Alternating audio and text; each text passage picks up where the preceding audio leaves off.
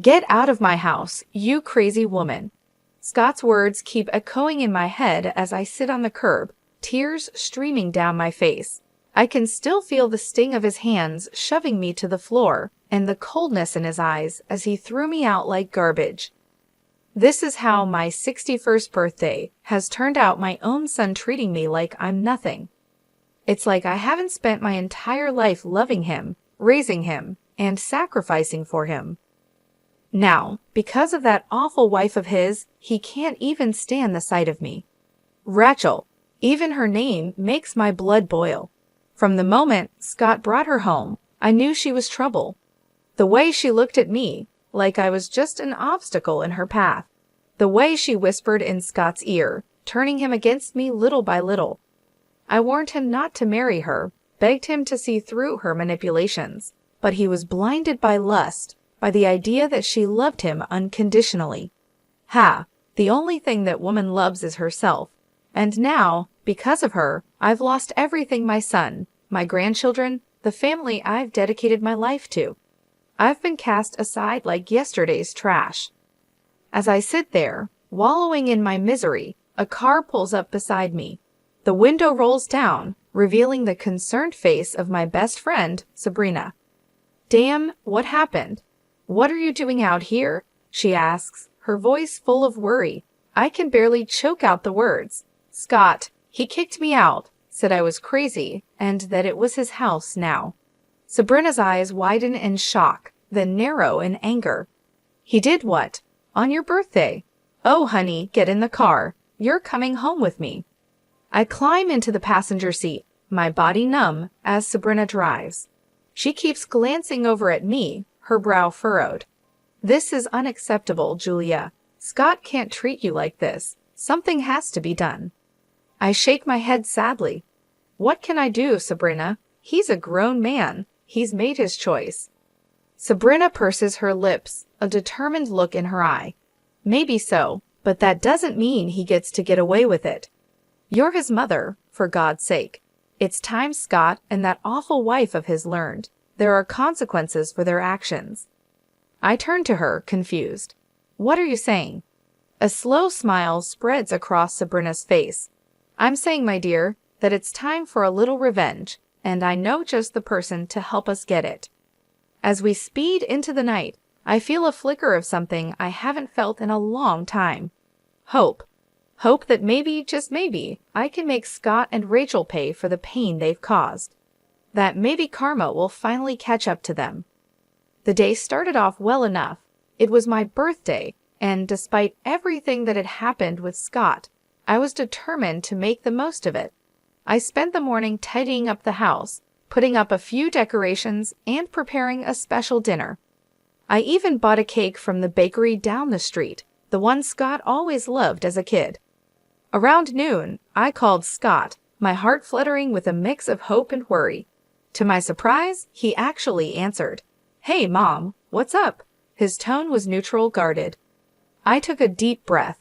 "Well, I was wondering if you, Rachel, and the kids would like to come over for dinner tonight. It's my birthday, and I thought it would be nice to spend some time together as a family." There was a long pause.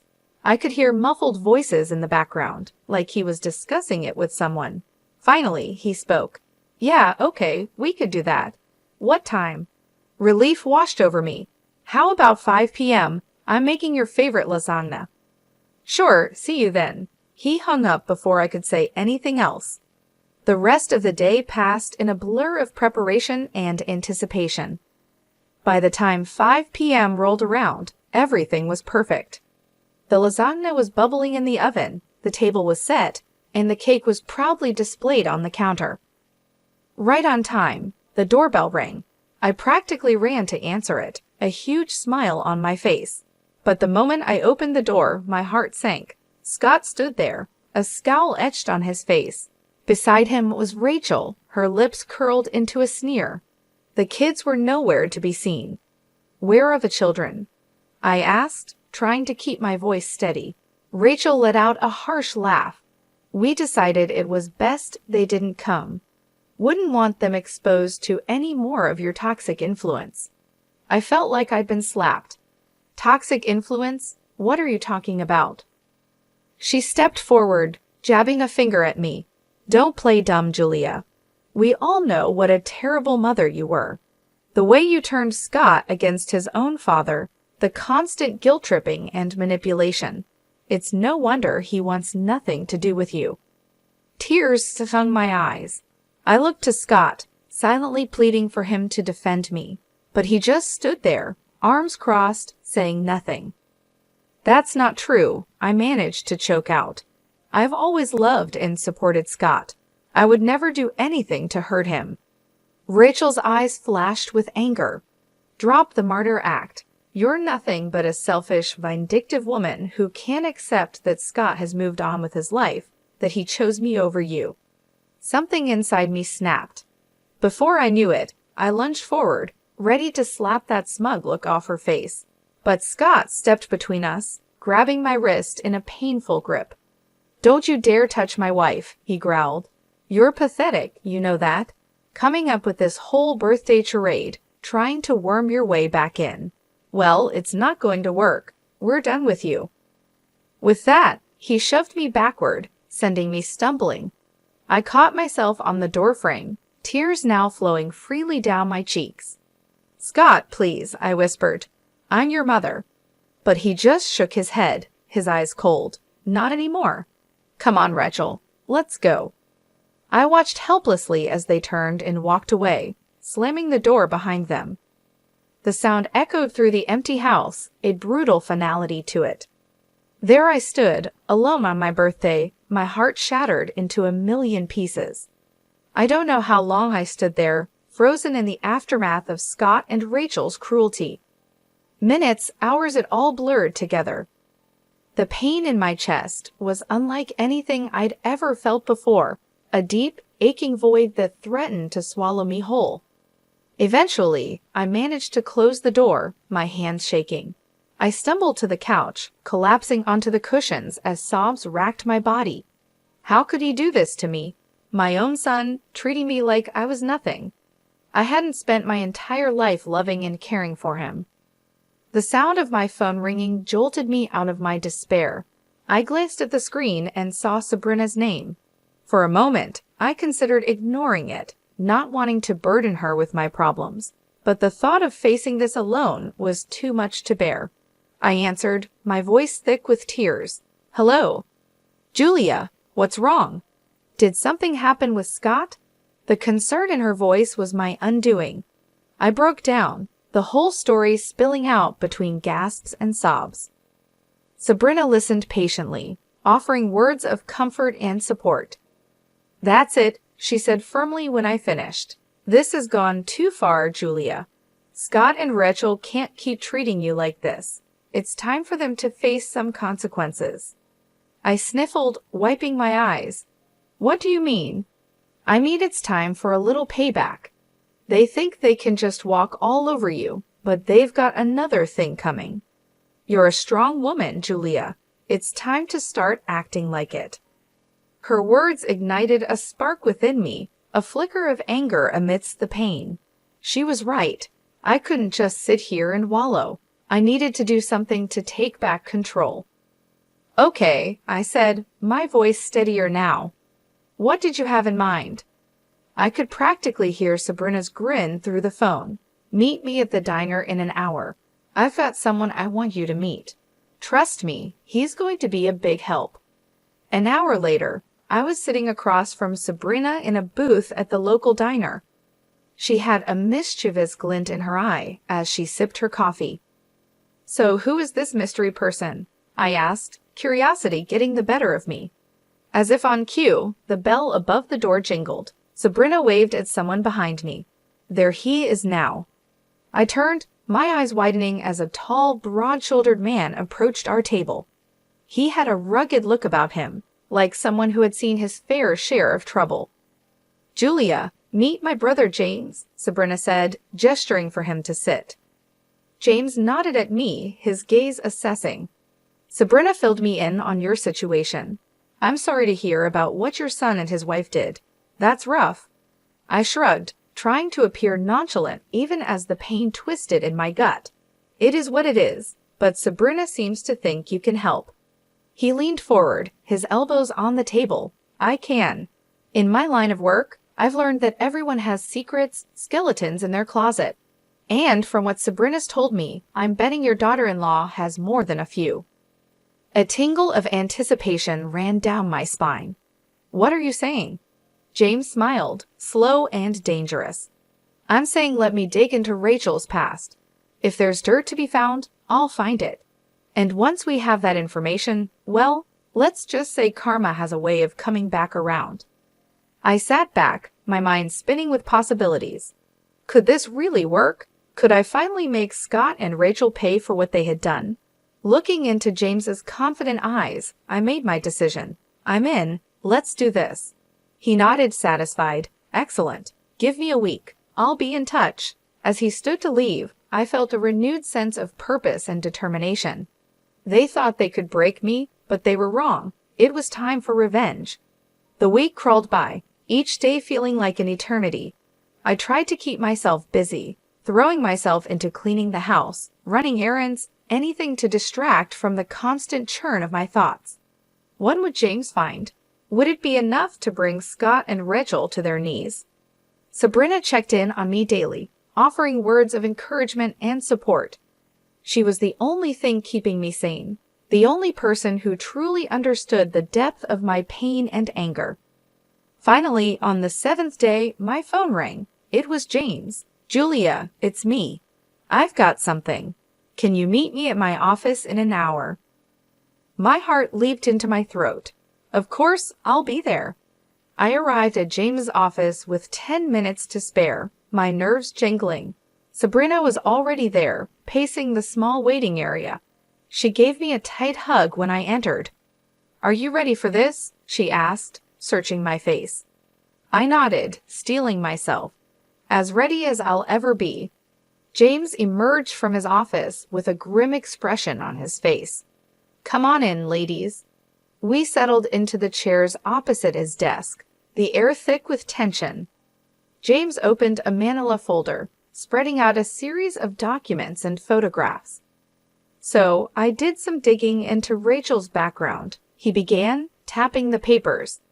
"And let me tell you, this woman is no saint." He slid a document towards me. "First off, she has a criminal record. Embezzlement from her previous job. She managed to avoid jail time, but it wasn't pretty." I stared at the paper, a mug shot of Rachel staring back at me. She looked younger, but those cold eyes were unmistakable. "But that's not all," James continued, his voice grave. "I also found out that she's a person of interest in the death of her ex-boyfriend." Sabrina gasped, and I felt like I'd been punched in the gut. "What do you mean?" I managed to ask, my voice shaking. James handed me a newspaper clipping. 3 years ago, her ex was found dead under mysterious circumstances. The police suspected foul play but could never prove anything. Rachel was the last person to see him alive. I scanned the article, my eyes catching on phrases like suspicious death and ongoing investigation. My mind reeled, trying to reconcile this information with the woman my son had married. "So what does this mean?" Sabrina asked, voicing the question I couldn't. James leaned back in his chair, steepling his fingers. "It means we have leverage. It means that if this information were to come to light, Rachel's life as she knows it would be over, her reputation, her marriage, everything." A flicker of hope ignited in my chest. "So what do we do now?" A slow smile spread across James's face. "Now we use it. We let Rachel know that we have this information, and if she doesn't want it to go public, she needs to convince Scott to make things right with you." Sabrina nodded, her eyes gleaming. "And if she refuses?" James shrugged. "Then we go to the police. We let them reopen the investigation into her ex's death. One way or another, Rachel will face the consequences of her actions." I sat there, stunned, trying to process it all. Could it really be this simple? Could I really make Rachel pay for what she'd done, for turning Scott against me? Looking at the determination on Sabrina and James's faces, I felt a surge of strength. They believed in me, believed that I deserved justice. and for the first time since that awful birthday, I believed it too. "Let's do it," I said, my voice steady. "Let's make them pay." James grinned, a predatory gleam in his eye. "Excellent. Give me a day to put everything in motion. By this time tomorrow, Rachel won't know what hit her." As we left the office, Sabrina squeezed my hand. "You're doing the right thing, Julia. Don't ever doubt that." I squeezed back, feeling a sense of purpose and righteous anger. They had picked the wrong woman to mess with. It was time for Rachel to learn that lesson the hard way. True to his word, James called me the next day. "It's done," he said, a note of satisfaction in his voice. I sent all the information to Rachel, along with a little message letting her know that if she doesn't want it to go public, she needs to convince Scott to make amends with you. I felt a mix of excitement and nervousness. "Do you think it will work?" "Only one way to find out," James replied. "But trust me, with the dirt we have on her, she'd be crazy not to comply." I hung up, my mind racing. Would Rachel really cave? Would she really force Scott to apologize and make things right? A part of me dared to hope, even as another part whispered that it was too good to be true. Hours passed with no word. I paced my living room, jumping at every sound, convinced it was the doorbell or the phone. But as evening fell, there was still nothing. Just as I was about to give up and go to bed, there was a pounding at the door. My heart in my throat, I'd opened it to find Scott standing there, his face full of anger. "What the hell did you do?" he snarled, pushing past me into the house. I stumbled back, caught off guard. "What are you talking about?" He turned on me, his eyes blazing. "Don't play dumb. Rachel told me everything about the private investigator, about you digging up her past. What? You thought you could blackmail her into making me forgive you?" I stood my ground, lifting my chin. I didn't blackmail anyone. I simply let her know that her actions have consequences, that she can't just destroy my life and get away with it. Scott let out a harsh laugh. "Destroy your life? Are you serious? You're the one who's trying to destroy our marriage, our family. First with your constant guilt-tripping and manipulation, and now this." Anger surged through me, hot and bright. "I'm not the one who turned you against me, Scott. That was all Rachel. She's poisoned you. Can't you see that? She's a criminal, a liar, maybe even a murderer." For a moment, Scott looked stunned. Then his face hardened. "You're unbelievable. You really think I'm going to believe your crazy accusations over my own wife, the mother of my children?"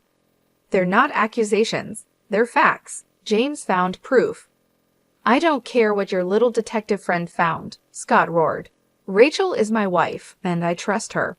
I love her, and nothing you say or do is going to change that."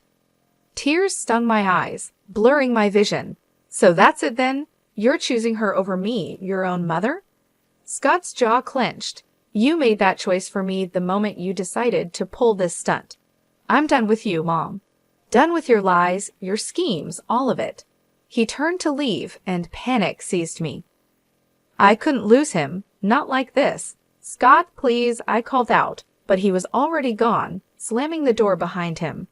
The finality shook me to my core. I sank to the floor, sobs tearing from my throat. It wasn't supposed to happen this way. The truth was supposed to set me free, to bring Scott back to me. Instead, it had only driven him further away.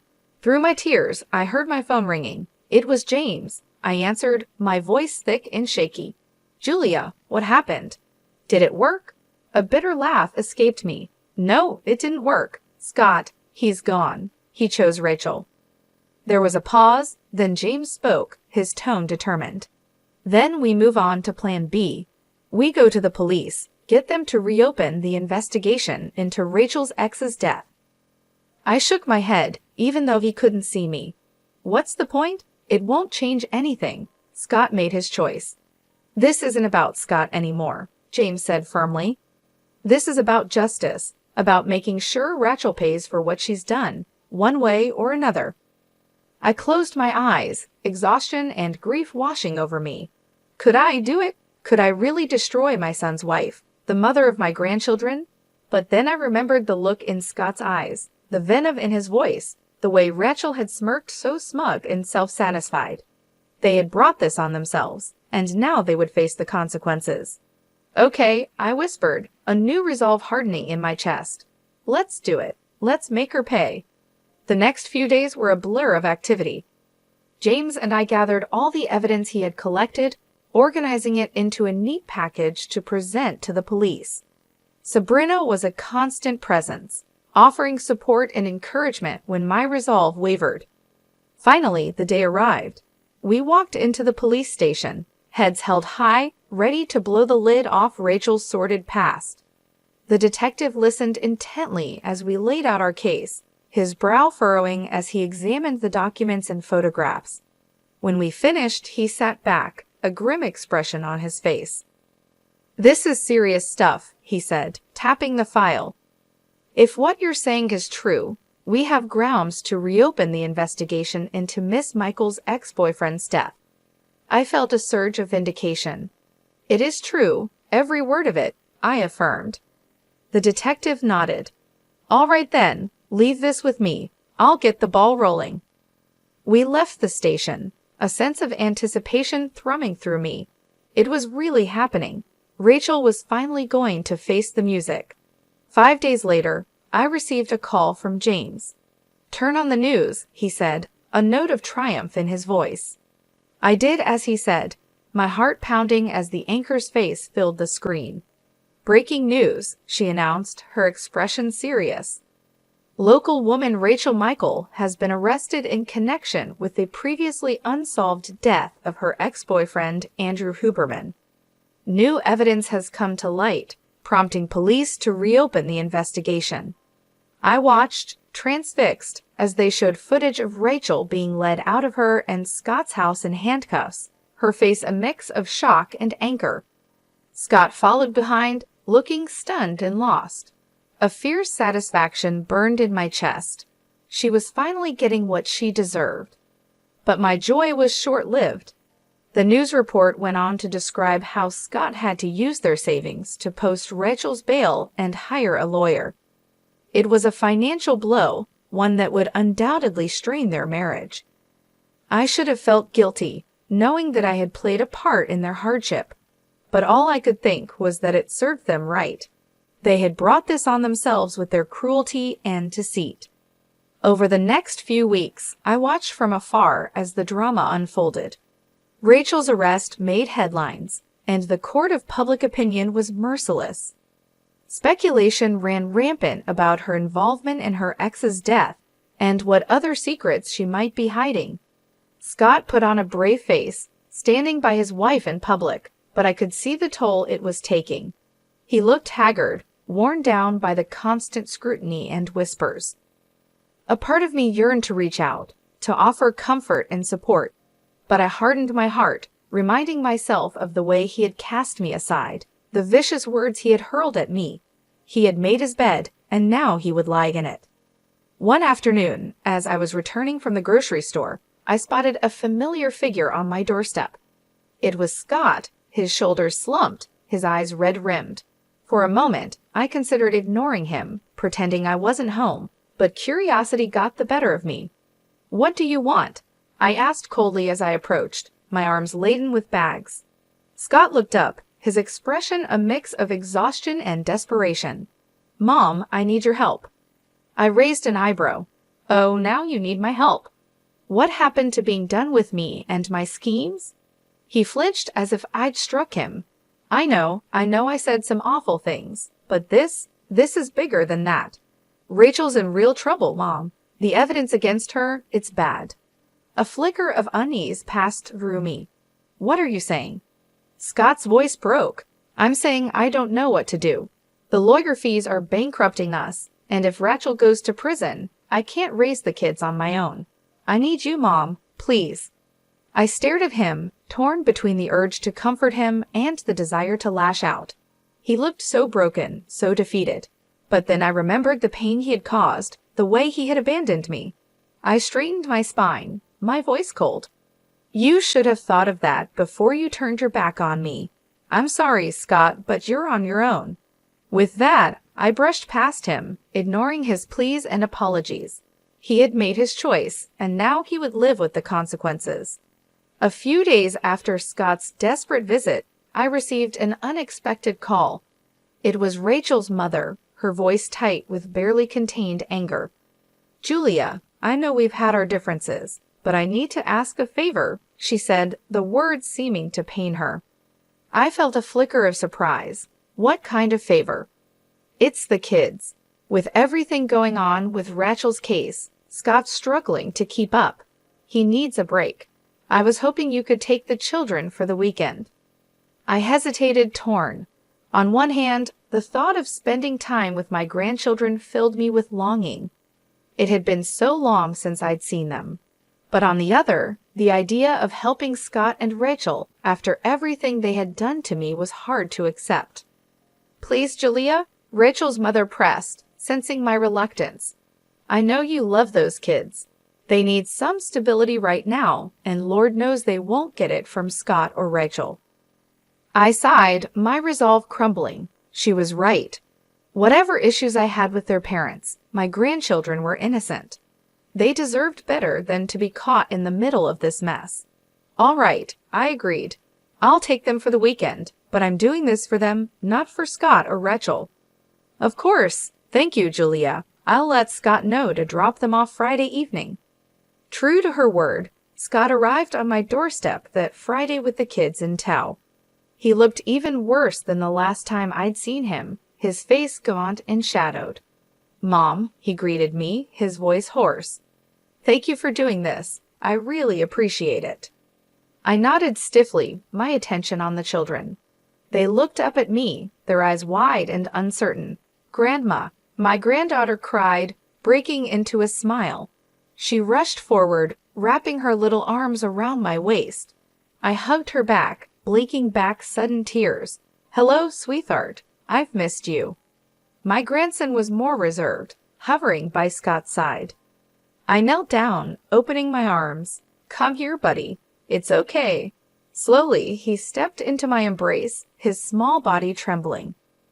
My heart ached for him, for both of them. Scott cleared his throat. "I'll pick them up Sunday evening. If anything comes up, just give me a call." I straightened, meeting his gaze coolly. "We'll be fine. Enjoy your weekend." With a final nod, he left, leaving me alone with the kids. I took a deep breath, forcing a smile. Who wants pizza for dinner? The weekend passed in a blur of laughter, games, and stories. For a little while, I was able to forget the drama and heartache, lost in the simple joy of being with my grandchildren. But all too soon, it was over. Scott arrived to collect the kids, his expression guarded as they gathered their things. "Grandma, can we come stay with you again soon? We had so much fun." My granddaughter tugged on my hand. I smiled, smoothing her hair. "Of course, honey, anytime you want." Scott's jaw tightened. "We should get going. Say goodbye, kids." They hugged me tightly, their little faces sad. I watched as they climbed into Scott's car, my heart heavy. As he prepared to leave, Scott paused, turning back to me. "Listen, Mom, about what they said. I don't want you getting any ideas. This was a one-time thing." I bristled, anger sparking. "Excuse me? You think I'm trying to turn them against you?" "Wouldn't be the first time," he muttered. I saw red. "How dare you? I have done nothing but love and support those children, which is more than I can say for you and Rachel.